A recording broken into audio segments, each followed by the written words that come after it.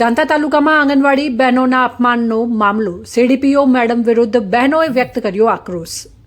દાંતા તાલુકામાં આંગણવાડી જગ્યા માટે થયેલ અરજદારોના અરજી પ્રક્રિયા દરમિયાન ભેદભાવનો ગંભીર આરોપ સામે આવ્યો છે।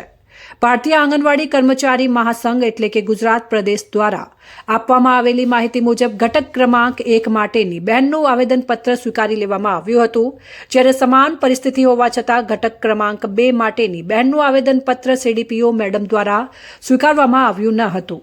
આ ઘટનાથી અસરગ્રસ્ત બહેનોમાં ભારે આક્રોશ જોવા મળ્યો છે। તેમણે આ નિર્ણયને ખોટો અને ભેદભાવ ભર્યો ગણાવ્યો છે।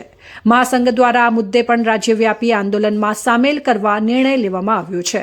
તેમણે ફરિયાદ ઉઠાવી છે કે આ પ્રકારના પૂર્વગ્રહપૂર્ણ વ્યવહારને લઈને અનેક લાયક બહેનો ન્યાયથી વંચિત રહી જાય છે। આવી રીતે પસંદગી પ્રક્રિયામાં પારદર્શિતા ન હોવાને કારણે ભવિષ્યમાં પણ ભેદભાવ યથાવત રહે તેવી ભીતિ વ્યાપી રહી છે।